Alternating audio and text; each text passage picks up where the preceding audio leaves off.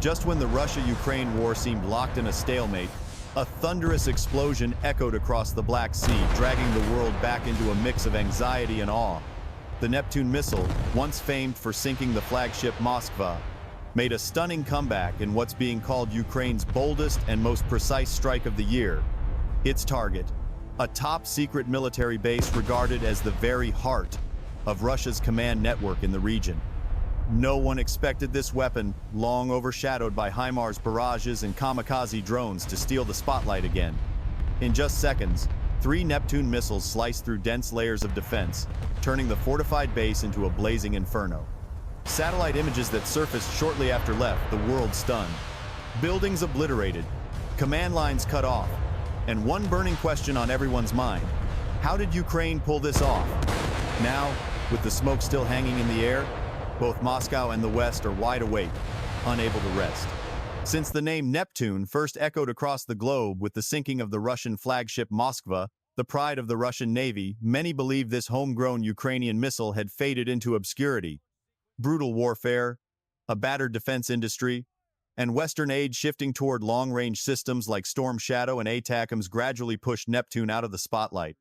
But in the autumn of 2025, it returned stronger, deadlier, and more precise than ever. This comeback was far more than a simple missile launch. It was a powerful testament to Ukraine's extraordinary capacity for self-recovery. Despite shortages of materials, unstable power supplies, and constant Russian bombardment of its production sites, reviving the Neptune manufacturing line was nothing short of a miracle. Ukrainian engineers, many working in underground bunkers and makeshift workshops, relentlessly upgraded its guidance systems, jet propulsion, and radar stealth capabilities. According to Ukraine's Ministry of Defense, the revived Neptune now boasts a range of over 400 kilometers and a warhead with twice the penetrating power of its 2022 predecessor. Most notably, its inertial navigation system combined with GLONASS and GPS allows it to strike both stationary and moving targets with a margin of error of just a few meters. This was the key factor behind the recent attack's near-perfect accuracy, leaving Russian radar systems completely blindsided. Such advancements didn't happen overnight. Western military analysts believe Ukraine had been quietly developing improvements for 2 years, drawing lessons from combat experience and data gathered during Russian air raids. They've transformed Neptune from a pure anti-ship missile into a versatile strike weapon capable of destroying ground bases, fuel depots, command centers, and even long-range radar arrays. Its newly optimized low-altitude flight path, hugging sea waves or terrain contours, enables it to evade Russia's vaunted S-400 air defense system, the so-called impenetrable shield. Remarkably, the revival of Neptune wasn't solely a military effort. Civilian research institutes, volunteer engineers, and locally funded tech foundations, many supported by the Ukrainian diaspora, played vital roles. For months, they worked in secrecy, maintaining total information security to outwit Russian intelligence. And when that first explosion thundered over the Black Sea, the world realized Neptune had never truly disappeared. It had simply been waiting for the right moment to strike back. Observers say Neptune's return carries deep strategic meaning.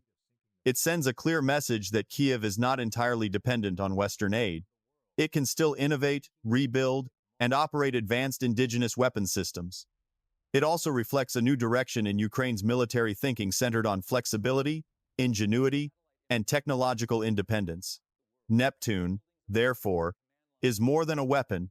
It stands as a symbol of resilience, a declaration of Ukraine's unyielding spirit and its ability to rise from hardship. Its comeback is a silent yet defiant message to Moscow. Ukraine will not fall, and each time it rises, it will make its enemy tremble even more. When you look at the strategic map, the target in this strike was not an ammunition depot or a conventional combat unit, but a complex system designed to coordinate, collect, and make decisions. Call it the brain of Black Sea air defense. It houses electronic intelligence gathering stations, long-range radar control centers, satellite intelligence processing units, and secure communications networks that tie S-300, S-400 systems to ground and naval forces. Such infrastructure is more than a physical target. Destroying it means stripping the enemy of sight and command capability across a key strategic area. Functionally, The complex performs several critical tasks: aggregating and analyzing radar returns, classifying targets, issuing missile allocation orders, and providing fire control data to high-altitude defense systems. It also contains redundant control centers to ensure continuity of operations if part of the system is attacked. Striking this heart, therefore, triggers a domino effect from loss of coordinated fire to breakdowns in information flows between units at sea and on land. Ukrainian intelligence reportedly tracked this target for months, collecting patterns of activity, shift changes, communication traffic, and redundancy structures. That intelligence allowed them to identify Windows time periods when the system was at its weakest, when data streams were not fully synchronized, or when backup channels were under maintenance. Striking during those windows increases the chance of breaching defenses, while minimizing risk to the launch force. The attack's technical execution went beyond simply firing missiles at known coordinates. To neutralize response capability, the operation combined multiple elements: electronic jamming ahead of missile approach, use of decoys to disperse radar attention, and low-altitude flight profiles to slip under layered defenses. In addition, selecting specific warhead types and shaped charge modules optimized the missile's ability to defeat protected structures and hardened electronic centers. The tactical consequence of incapacitating such a control center is immediate. Air defense systems lose the ability to identify targets in a synchronized manner, leading to misfires, missed targets, or time-consuming manual interventions. At the operational level, this opens gaps for Ukrainian naval, air, or special operations forces, creating opportunities for follow-on strikes against supply nodes, fuel depots, or command vessels that were previously shielded by integrated air defenses. Beyond the physical damage, the strike carries heavy psychological and strategic weight, rendering a once reliable system inoperative. Forces opposing commanders to divert resources to recovery, bolster temporary defenses, and tighten communications. Those moves reduce offensive pressure elsewhere and weaken the rapid reaction capability of the entire battle group. At the same time, the message to the international community is clear: targets once thought secure deep in the rear are vulnerable if an adversary has sufficient intelligence and appropriate tactics. Over the long term, a blow to the brain will compel the opponent to rethink its command and control architecture, from decentralizing centers and upgrading security systems to investing more heavily in resilience and redundancy. Those changes take time and resources, and they can create immediate strategic gaps that an attacker can exploit. In short, targeting a coordination hub like the Black Sea base is not merely about inflicting physical damage. It is a direct attack on the enemy's informational leadership. If neutralized, the resulting effects will ripple outward, disrupting integrated air defenses, where each element plays a role in covering, dispersing, and diverting the defender's attention. Rather than charging straight into a heavily guarded layer of defenses, the operation was staged like a wartime theater.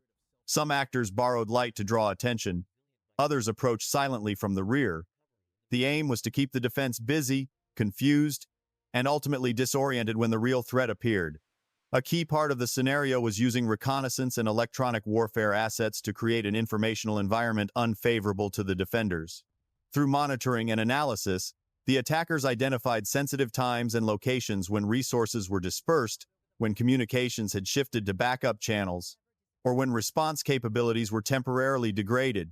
Based on that picture, they launched a suite of synchronized actions designed to mask the true target with jamming signals, false images, and activities that exhausted tracking capacity.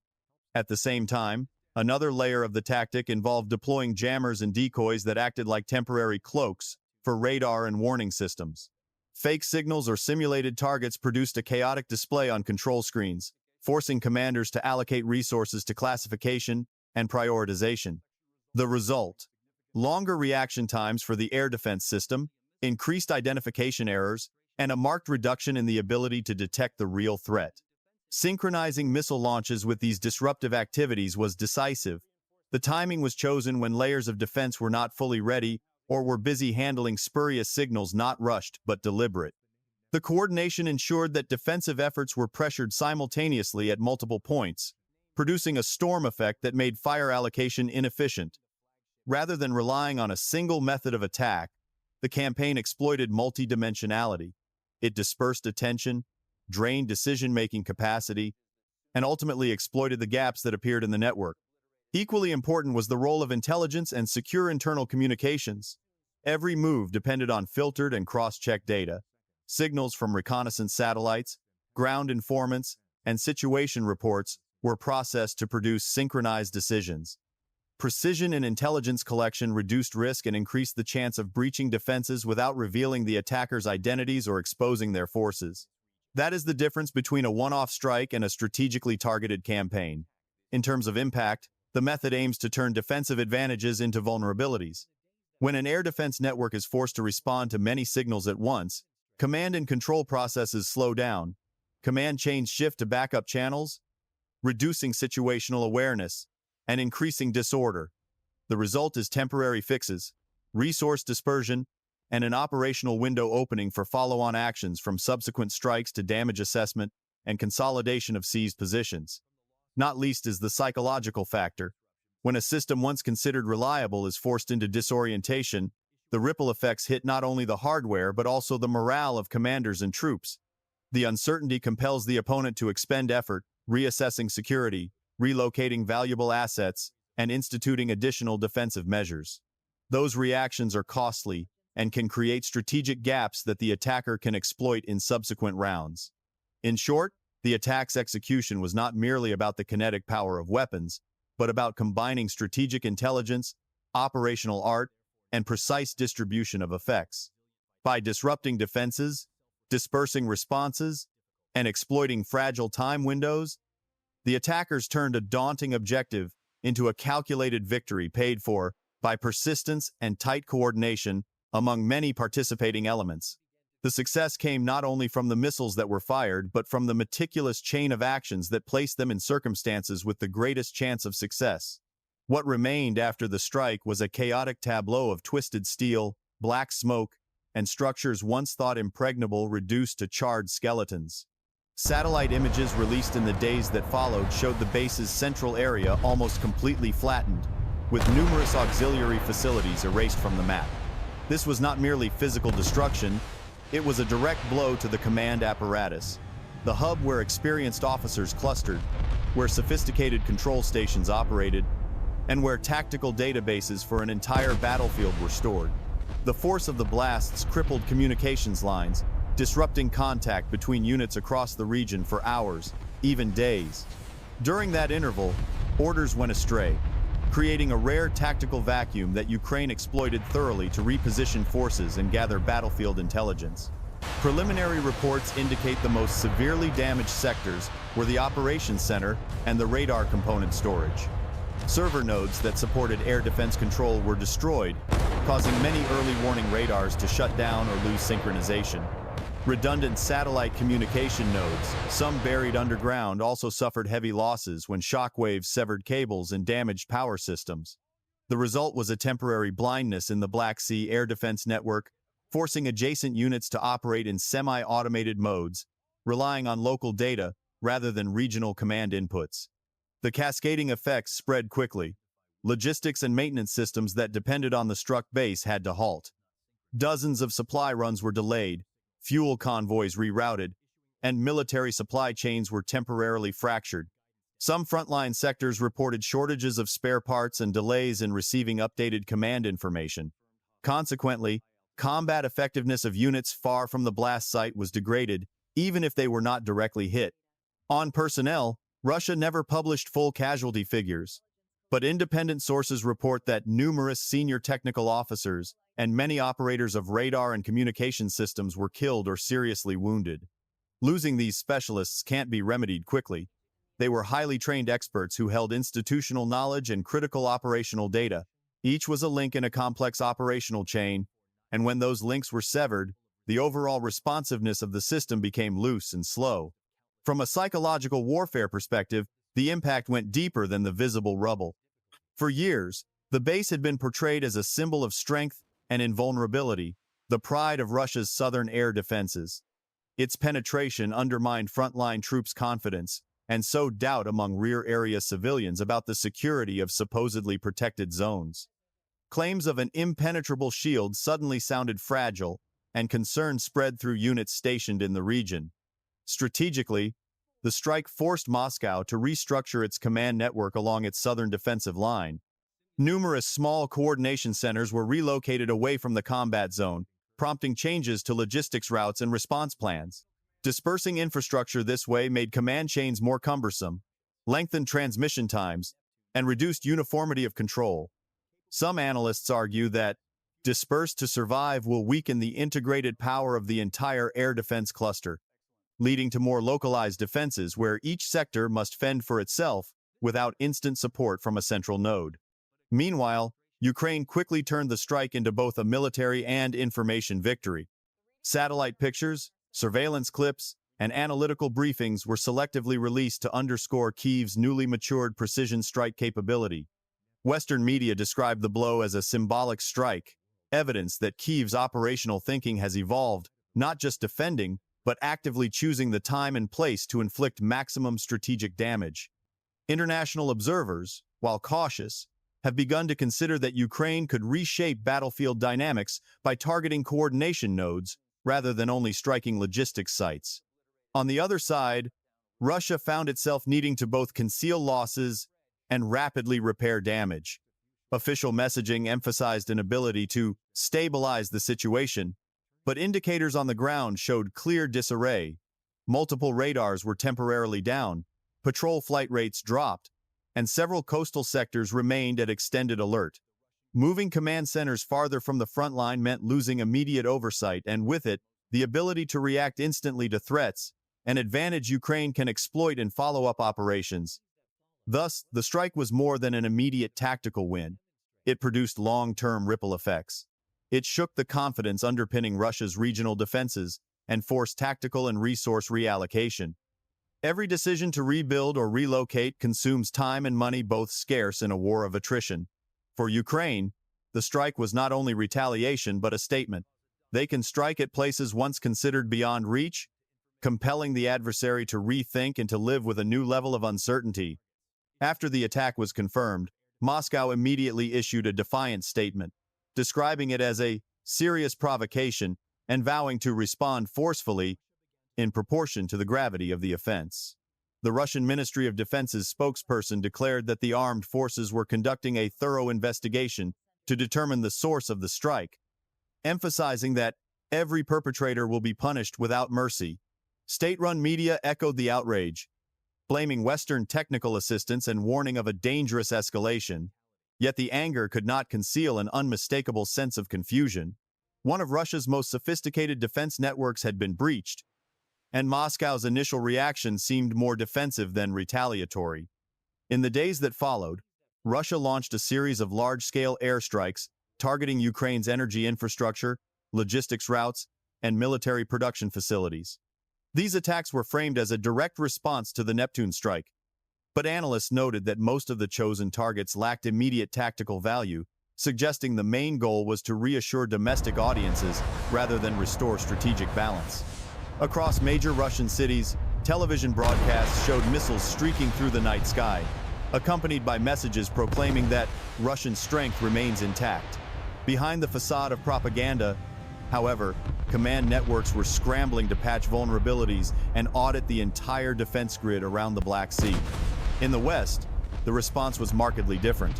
Military experts in London, Washington, and Berlin viewed the strike as evidence that Ukraine's precision attack capabilities had reached a new level of maturity.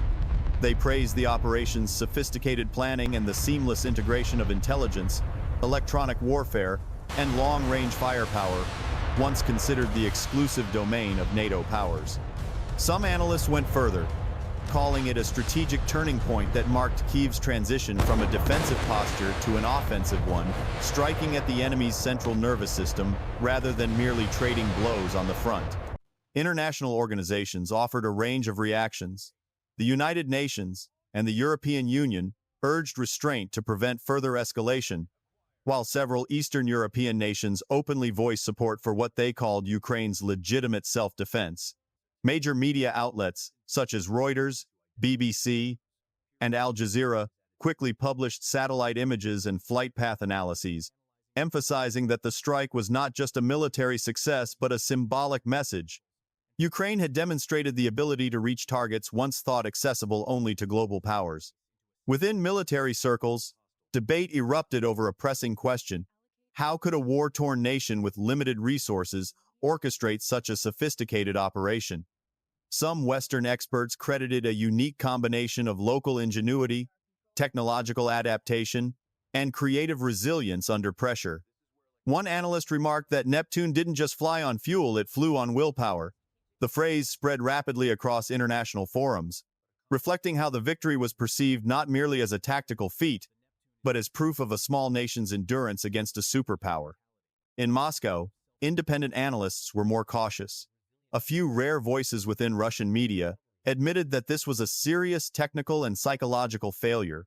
Some retired generals warned that unless Russia quickly strengthened its intelligence and electronic counterattack capabilities, similar incidents could happen again. However, most critical commentary was swiftly censored, and the domestic political atmosphere tightened to maintain control over information flow. Diplomatically, the repercussions rippled outward. Neutral nations such as India, Turkey, and Brazil began reconsidering their stances in negotiations surrounding the conflict, as the balance of power appeared to tilt, however, slightly toward Ukraine. Meanwhile, Kyiv's Western backers saw the strike as vindication that their investments were paying off, proof that training and technology had yielded concrete battlefield results. Ultimately, the strike and its aftermath marked a new phase of the war. Russia continued to project confidence through rhetoric, yet faced the sobering reality that its adversaries' offensive capabilities had exceeded expectations.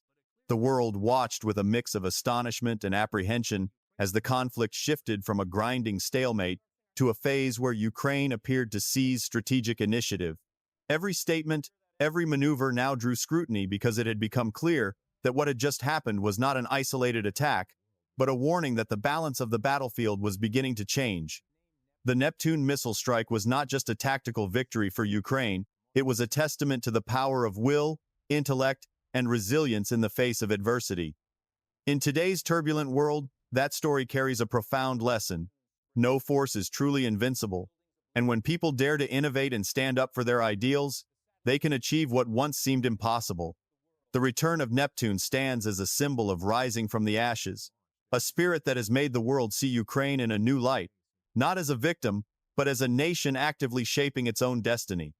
More broadly, it serves as a reminder of the enduring value of technology, strategy, and unity in every struggle, whether on the battlefield or in everyday life. Every nation, every individual, has their own Neptune missile, a symbol of faith and the unyielding will to overcome challenges. If this story resonated with you, share your thoughts in the comments below. What do you think about Neptune's comeback and its impact on the course of the war? What personal lessons do you draw from these unfolding events? Don't forget to subscribe and share this video to help spread awareness and join the conversation about the turning points that are shaping history. Every comment, every opinion helps us better understand a world that's changing by the day, and who knows, maybe you'll be the next to inspire a story just as powerful.